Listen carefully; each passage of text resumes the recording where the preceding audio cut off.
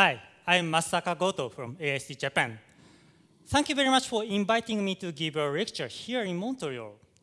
In this lecture, I'm going to talk about frontiers of music technologies with a focus on singing synthesis and active music listening. Music technologies will open the future up to new ways of enjoying music, both in terms of music creation and music appreciation. In this talk, I will introduce the frontiers of music technologies by showing some practical examples to demonstrate how end users can benefit from singing synthesis technologies, music understanding technologies, and music interfaces. Here, the research question is, how can we enrich music experiences by music technologies? To answer this question, I'm going to talk about singing synthesis and active music listening. First, let's discuss singing synthesis for the future of music creation. In 2007, a new culture started in Japan since the singing synthesis software called Hatsune Miku was released on August 31st. This software, Hatsune Miku, is based on the singing synthesis engine called Vocaloid 2 by Yamaha Company. And her singing voice and character is designed by Krypton Future Media Corporation. This singing software is very different from previous singing software, because this virtual singer was embodied by this cartoon girl. Right? So this character has inspired many people to create, share, and remix their music, illustrations, and video clips. Since 2007, both amateur and professional musicians have started using singing synthesizers as main vocals. Creators started uploading their Vocaloid songs to a popular video communication service called Nico Nico. This is the most popular video sharing service in Japan. This Nico Nico service is very different from other video sharing services because it has a very unique function of showing time-synchronized text comments. So I'm going to show you some examples.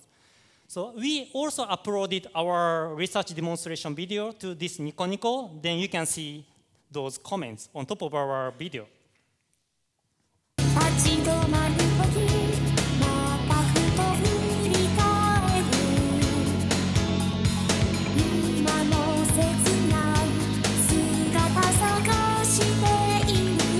So these are comments, right? They are surprised at this technology.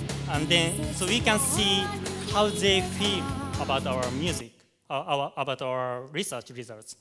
So in that way, so if creators upload their music to Nico Nico, they can know how listeners feel by seeing those comments. So it's really wonderful because, if you just upload to Nico Nico, then you can see, oh, my music is favored by this kind of, comments, right? So it's so exciting. Then people cannot stop creating and uploading again and again. So it happened in Nico Nico. Then eventually, massive collaborative creative activities have also emerged there on Nico Nico. So let me show you an example. So first of all, let's listen to this original Vocaloid song called Happy Synthesizer.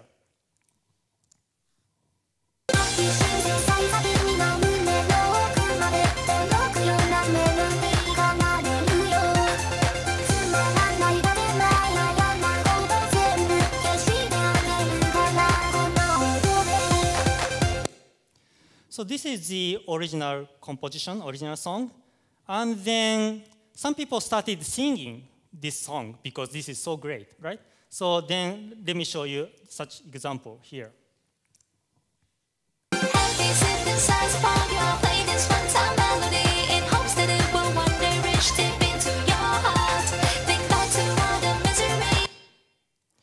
So this is so-called derivative work, right? And this singing video is also uploaded to Nico Nico. And some other people started performing their instruments like this.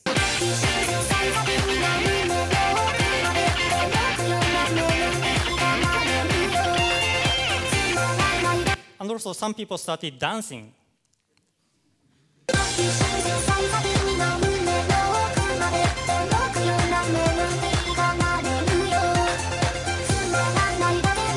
And also some people started creating computer graphics on top of this music and then upload it in this way.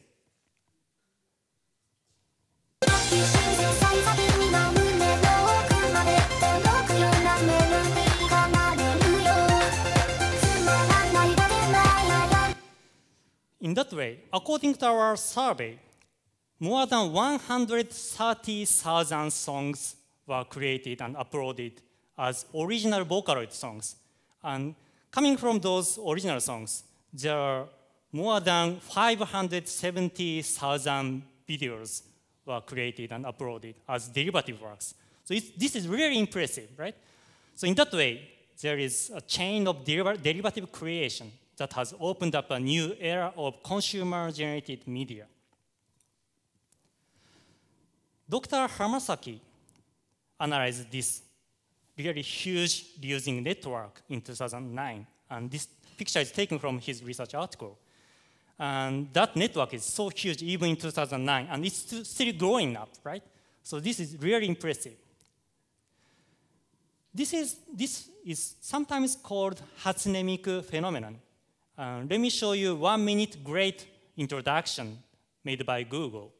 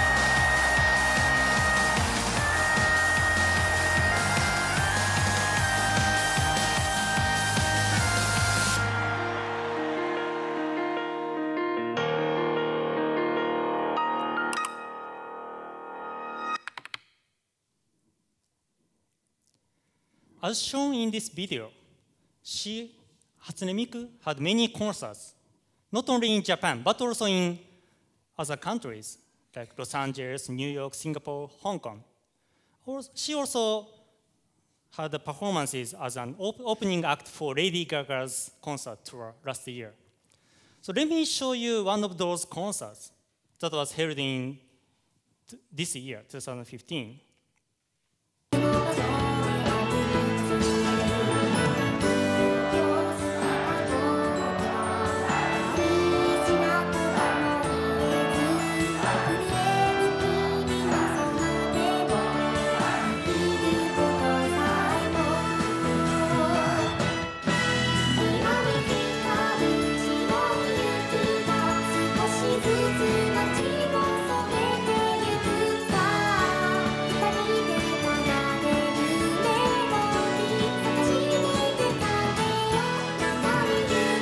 So in that way, people can enjoy her music, not only on the internet, but also in live concerts in that way. So far, I've explained this very interesting culture in Japan. And this is contributed by Krypton Future Media Company, Yamaha Company, creators and listeners, and also fans of this Vocaloid culture. So from now on, let me explain how we contributed to this culture by using our technology. I'm going to talk about Vocal Listener. So first of all, let me show you the demonstration video of this technology.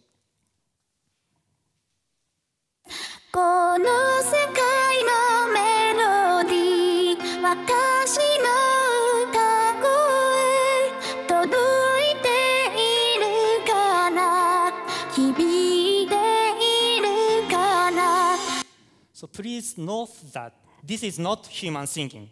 This is state-of-the-art computer singing generated automatically. So you can look at the PIT, pitch and dynamics, DYN. So as shown here, so those parameters are precisely controlled to get the naturalness. この世界のメロディー私の歌声届いているかな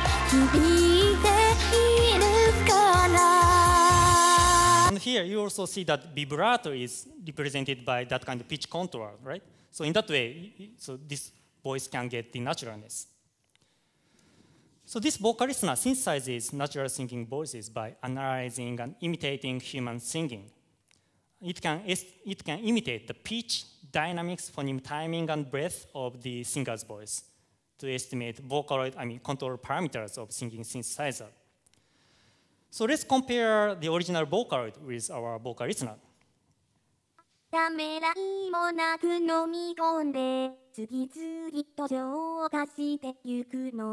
this is the original Vocaloid, and then here is the vocal listener.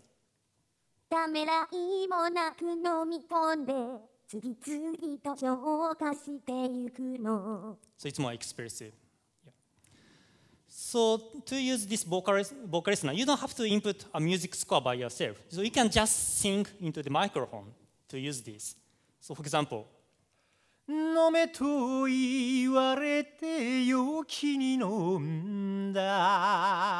this is the input human singing. Then vocal listener analyzes the fundamental frequency, F0, and power. And it can also estimate the timing of each phoneme automatically. Then it could generate synthesis parameters for different timbres. For example,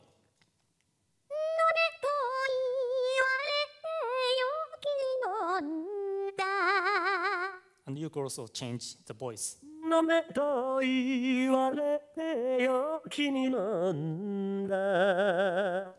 in that way, given the same input, we could synthesize different voices with different timbres quite easily. So what's difficulty in developing such a technology? So when we input the voice, then we analyze the fundamental frequency, F0, and power. Then we set those parameters to the Vocaloid. But if we look at the output, they are different from the input because of the non-linearity of singer databases. So if you change the singer database, then you might get different voice coming from this synthesizer. We therefore needed iterative parameter estimation. So we also analyze the output of this synthesizer, then trying to compare this output with the input, then update synthesis parameters so that they can be closer, right? So this should be iterative process. So if we change parameter, then we have to synthesize first. Then we have to analyze that again and again. So in that way, so eventually we could get much closer singing voice with much more naturalness. This vocal listener was developed by ourselves at AIST, but then so this technology is licensed to Yamaha company. Then Yamaha company made a product on top of this technology. So starting from 2012, so this technology was on the market. So if you are interested in, you can try this technology. So it's really great for us to see, other people are using our technologies because, if we go to Nico Nico, so we can see so many different great works based on this vocal listener. So we are really pleased to see that kind of situation. After developing this vocal listener, we started working on this singer robot.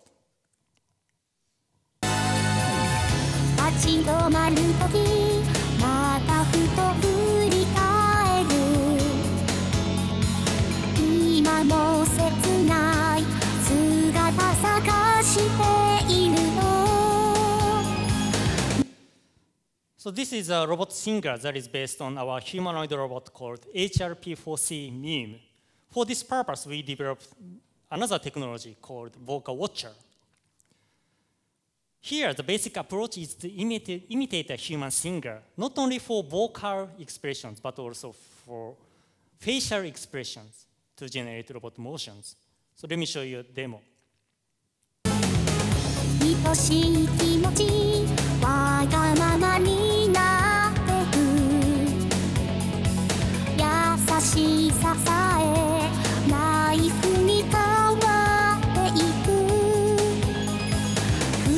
So on the left-hand side, so she is the human input, right? So she's a human singer. And this technology is trying to analyze her facial expressions. So please note that there is no facial markers. So it's not like motion capturing. So we just use single camera to capture everything to analyze facial movements. So then we get parameters of mouth openness, eye direction, and also neck position. Then we can generate robot motion parameters as shown here. So by using those parameters, we could control the robot as shown here.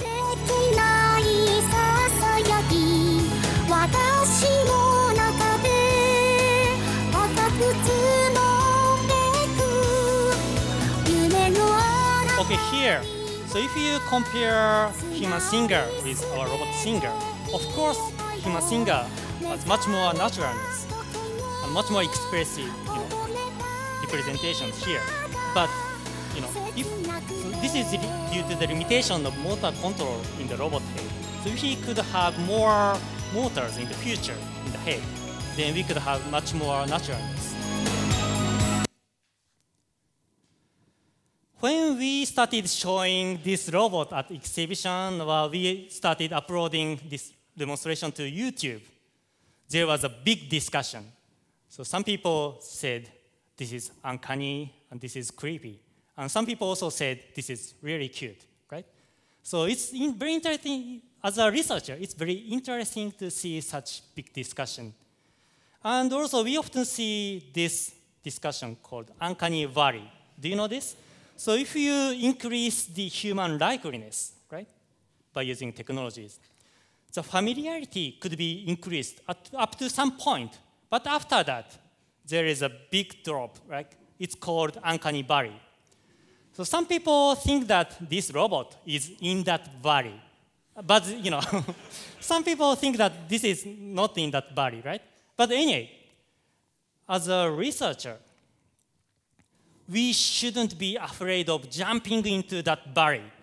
Otherwise, we cannot go beyond to achieve the human likeliness. So if we increase the likeliness by advancing technologies, we have to be in that valley anyway, right? So let's challenge and overcome this uncanny valley, in the future together as a researcher. Okay, so if you're interested in much more, video clips are available on the web. So please use Voca Listener or Voca Watcher as keywords for search engines, right? Okay, so far I've explained what's happened in the past. But from now on, let's discuss what could be the next step after this. Music technologies have already changed music cultures in the history of music. The piano and guitars were brand new technologies when people started using them, right? As for singing synthesis, as for sound synthesis, sound synthesizers are widely used and have become indispensable to the current popular music production. There is no reason that the same will not happen for singing. It is historically inevitable that singing synthesizers will become widely used worldwide and likewise indispensable. In the past 8 years, since 2007 of Hatsune Miku, the most surprising change is that singing synthesis breaks down the long-cherished view that listening to a non-human singing voice is worthless. And it also emerges the new music culture in which people actively enjoy songs with synthesized singing voices as the main vocals. So this is really impressive and surprising, even for me. So 10 years ago, we couldn't imagine like this. But since we saw that kind of change in the past 8 years, now I can easily imagine that further technological advances may break down other entrenched attitudes about music and give birth to another new culture of music creation and appreciation. For example, can you actively enjoy computer-generated songs in everyday life? I mean, can the general public enjoy such computer-created songs, in their daily life? It might be just a matter of time before technologies break down the prejudice. Like, listening to a non-human composition is worthless. At this point in time, this is considered a grand challenge that may be somewhat divorced from reality. But are you aware that it's already been impossible to tell whether video clips on YouTube are created by human beings or computers, automatic systems? If people do not notice and simply enjoy computer-generated music on Nico Nico, they might put time-synchronized comments as usual. And if computers could automatically analyze and interpret those comments as well as number of plays or views, the popularity, then they could upload new songs with the improved quality. Because, computers can watch human behaviors, right? So, it seems that human beings seems to like this kind of music at this moment. Let's create that kind of song, then upload to Nico Nico. Then we can get much more views. So let's upload that again and again. Computers could think in that way in the future, right? If such automatically created songs were simply wonderful, could those songs touch people's deep emotion? Or would listeners be incapable of having emotionally touching experiences once they found out the creators, computers? To answer these questions, I propose a hypothesis of the deep emotion mechanism. First, there should be a content-induced deep emotion that could be elicited by the content itself without relation to the creation process. But second, there should be an Olympics-type deep emotion that can be elicited because a fellow human being is the creator.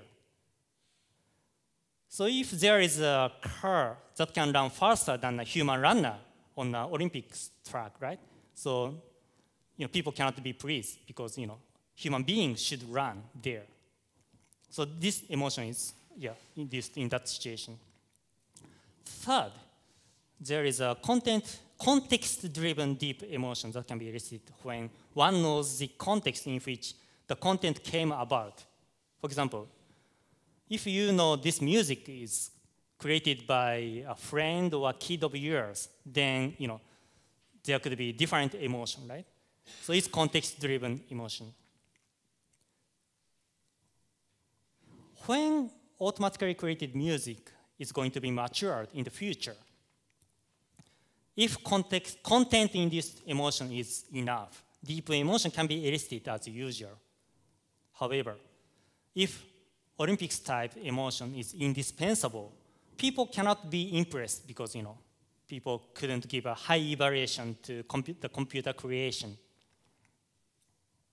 But if people can believe that a virtual pop star created this music, then there should be some people, who could accept this kind of context-driven emotion. Because, some fans of Hatsune Miku could be pleased because if they can believe that, Hatsune Miku make this song, that's great, right? It can happen, right? So that's context-driven emotion. And when we demonstrated vocal listener in 2008, some people gave a high evaluation based on the content-induced emotion. But some people gave a poor evaluation based on the Olympics-type emotion because, at that time, those vocal parameters are hand-tuned, by using many, many times to get the naturalness. But we just analyze and automatically estimate parameters. So people didn't like that, because human beings should control all the parameters people think. But some people, think in that way. But some people also felt context-driven emotion after learning of our many years of research activities for the future of music technologies, right?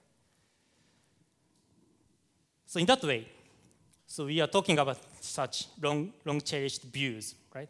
So listening to a non-human singing voice is worthless, is broken down, has already been broken down. But maybe in the future, listening to a non-human composition is worthless. This could also be broken down. What could be the next? Logically speaking, the next step should be having a non-human audience is worthless, right? Can you allow computers to be an audience of your music? So creators usually expect human beings to listen to songs, and they cannot place much value on computer listeners. I do believe that you are human beings, right? So if you are humanoid robots or androids, I cannot give this talk with this kind of passion, right? So I do believe you are human beings, right? So suppose you are a musician performing on this stage. So can you get excited if all the audience is computer systems or humanoid robots? So can you imagine that situation? So it's really difficult to get excited in that kind of situation, honestly. But with such traditional attitude of there is no value in having one's music listened to by a non-human audience be broken down as well in the future. Why do we need human beings to listen to our music, our talk? So this is really interesting.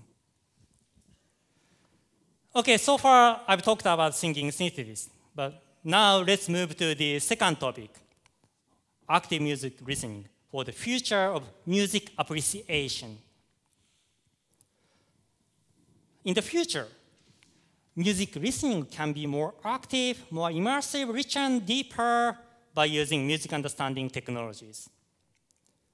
Our goal here is to enrich end users' music listening experiences by using music understanding technologies, and we would like to change music listening into a more active, immersive experience.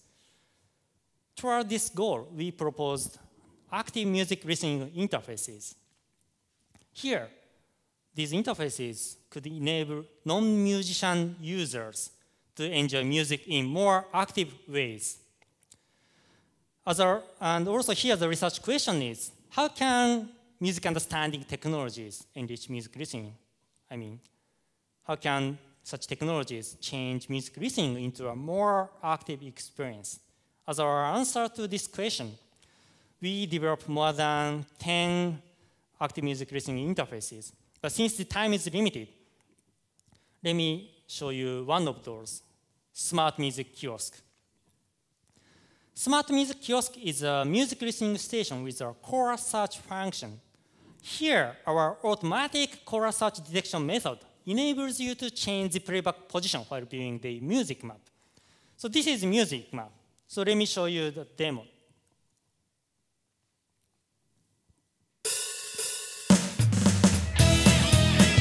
Okay, so here is the first chorus, and here is the second chorus, and here is the third chorus. So along this timeline, so there are 3 chorus sections that are automatically detected. And also here is the introduction, and this is repeated at the ending here. So in that way, that kind of repetitions are also detected automatically. And here is another example. So here is the first chorus. And here is the second chorus.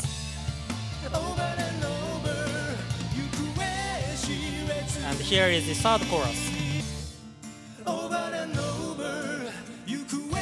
Here, even if accompaniments are so different, but that can be detected as the repetition of chorus section. That's the point of this technology.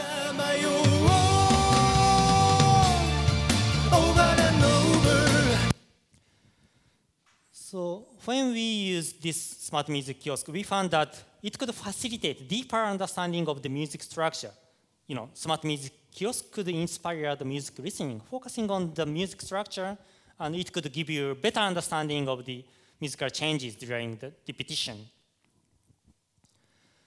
So if you are interested in other interfaces, so you could check out our homepage to see those papers and demonstrations.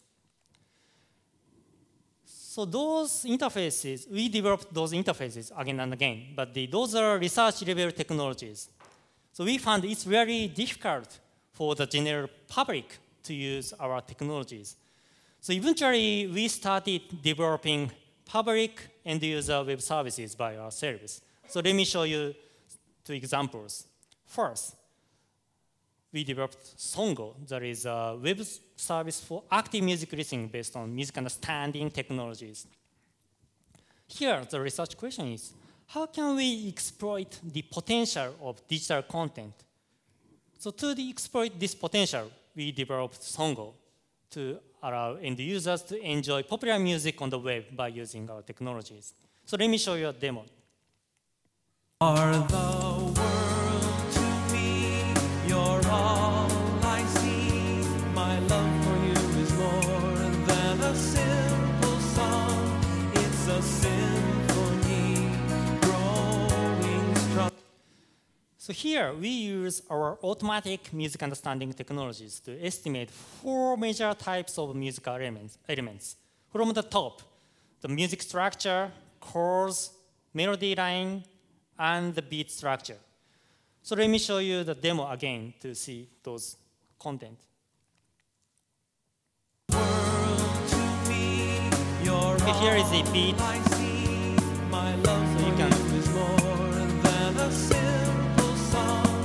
you can see those positions. And also these are chord information.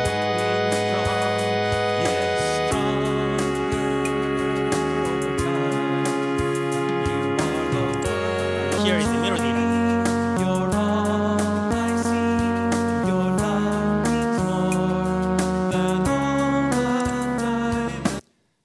So in that way, Songle facilitates deeper understanding of music by visualizing the musical element within a song.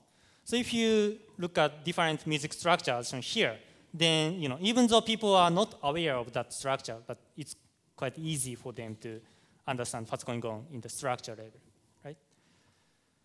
And also, Songle implemented all the functions of the smart music kiosk I explained, right? So you could jump and listen to a chorus or repeated section on the web. I think of you in the are the world to me. You are the world to you are the. So this function is now available for the end users, right? So in that way, Songle makes it easier for you to find desired parts of a song for trial listening. Songle also has a music visualizer mode that could show animation rigidly synchronized with musical elements. So let me show you a demo.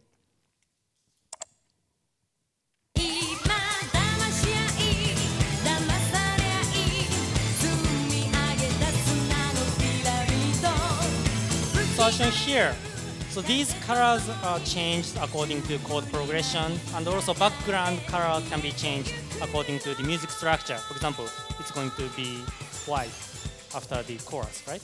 So in that way, content analysis can be used for that kind of visualization. And also, let me show you different visualization mode, like this. This is for the melody line.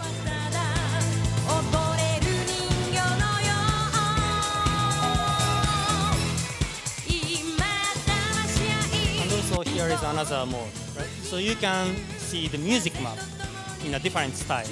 So you can rotate this circle, and also you can jump to the chorus as shown here.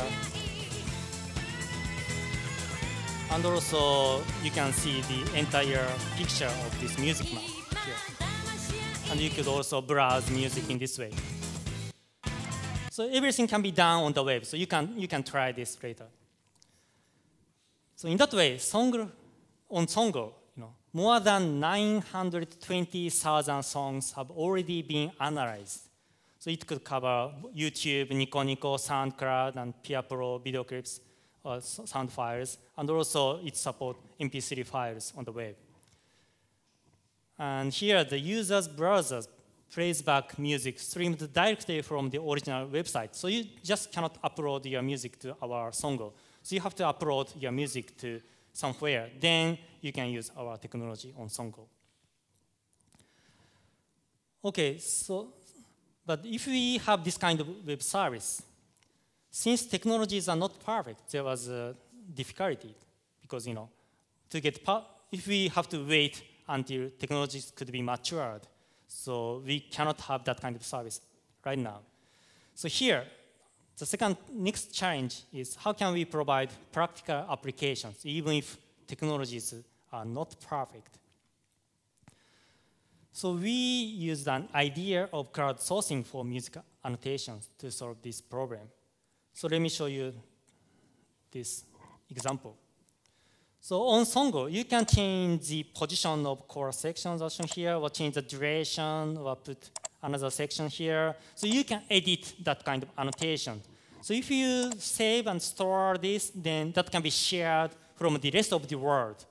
So in that way, end users can correct estimation errors and share the corrections to immediately improve the user experience. So this is not just for the music structure. You can also edit beat structure, melody line, and chords. This is a framework in which computers and humans can complementarily join forces to handle a huge number of songs on the web. Computers can easily process many songs but make errors. But humans have, on the other hand, humans have difficulty processing many songs but can correct errors.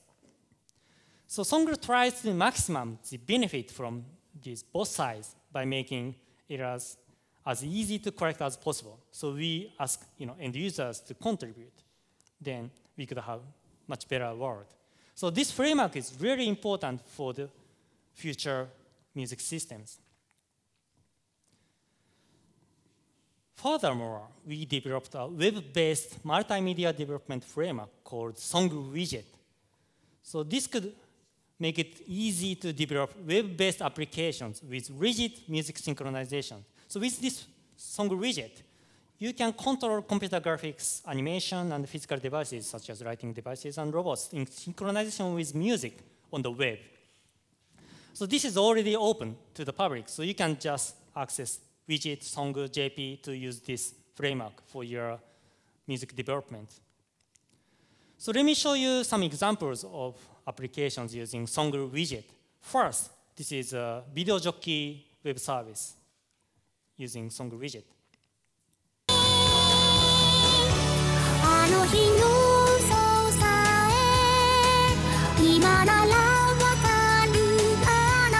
So those video clips are composed on the fly on the web service, right? So it composes different video clips in synchronization with the music playback. And here is another example for music synchronized writing.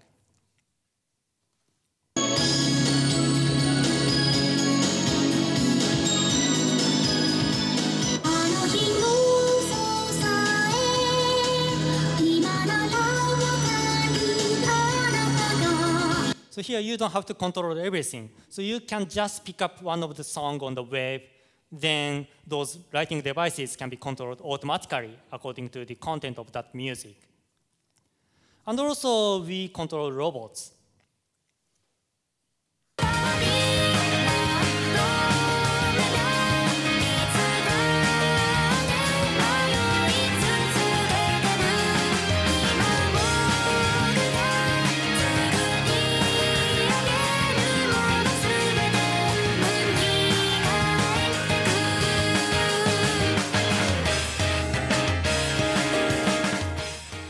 So here again, if you pick up a song from the web, then those robots can dance to that music, right? So, and also, I'm gonna show you the final example to generate music sync photo slideshows. So here, you can just type in a word, then that word is used for retrieving photos from the web. Then also you can pick up your favorite song to have this kind of slideshow.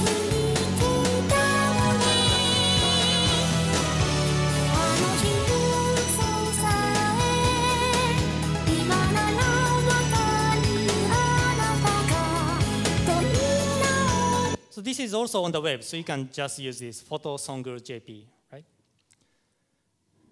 In that way, web developers can easily achieve the music sync world. So here, our Songle widget enables music sync applications to instantly access the musical elements for more than 900,000 songs. And this could also be a good incentive for users to contribute error corrections, right? So if you want to have perfect music synchronization, so you can correct errors on Songle to achieve that. So this is open to the public. You can just use songle.jp, an English version is available. So far, I've explained Songle with a focus on elements within a song.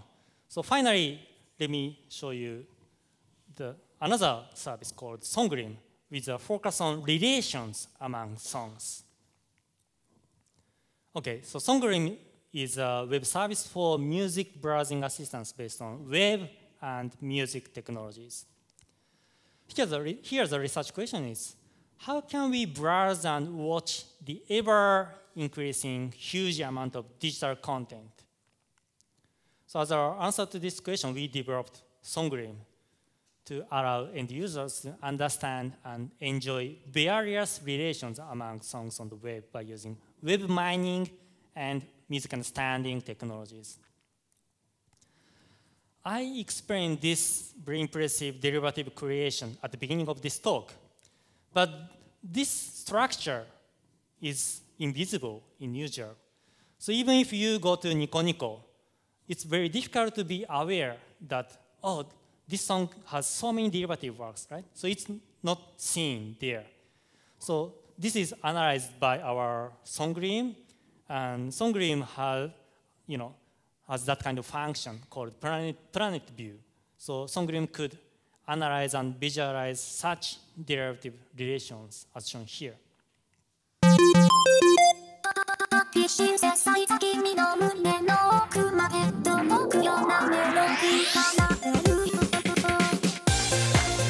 so this is the original song, and then there are more than 5,000 derivative works coming from this original song. And if you click on blue one, so you can listen to singing derivative. And if you click on the red circle, red star, this is for dancing, as there. And if you click on the green one, then you could have this kind of music performing video. And if you click on the pink one, then you have this kind of computer graphics music video, right?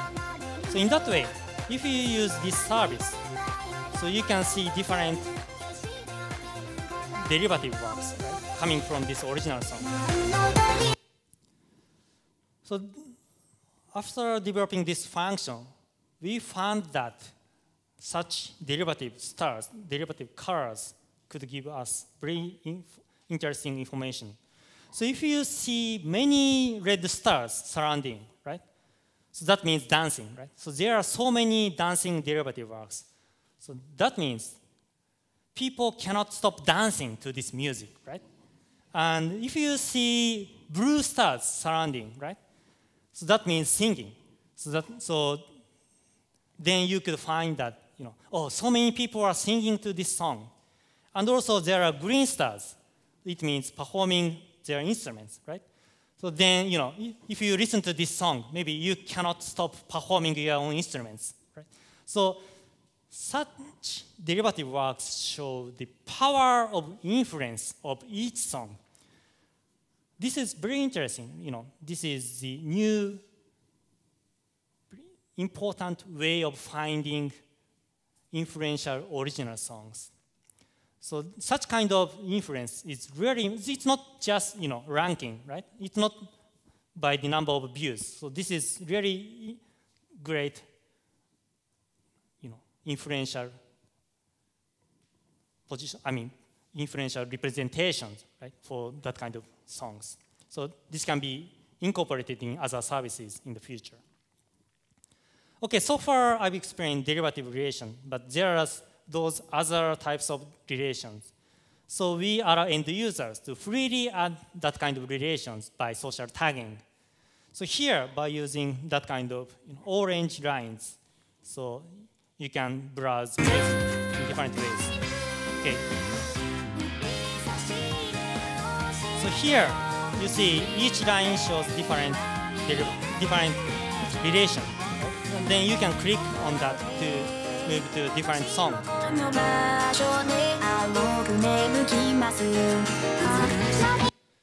So in that way, users can encounter new songs they are not familiar with in the past. And each song is located so that similar songs can be closer to each other. So if you have your favorite song, then you might want to look at songs closer to that song, right? To find some similar songs. So this is based on audio content similarity. And also Songle has many different functions to browse music. So this is based on the chronological order. And also you can browse the history of music content. But since the time is limited, I cannot explain everything. And also finally, let me introduce this function called Songrium 3D for advanced music visualizer based on Songle widget. That's what I explained, right? So by using Songle widget, we could have this kind of music visualization.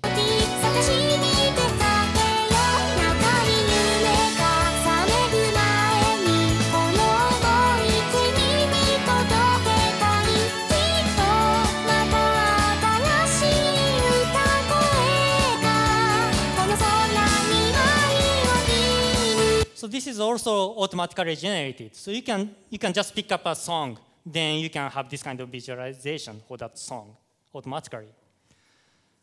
And also this Songrium 3D was used as a background movie in a live concert of Hatsune Miku at the beginning of this year. So let me show you this again. So if you look at the background movie, so that's generated by our technology, right? So this is automatically generated movie there.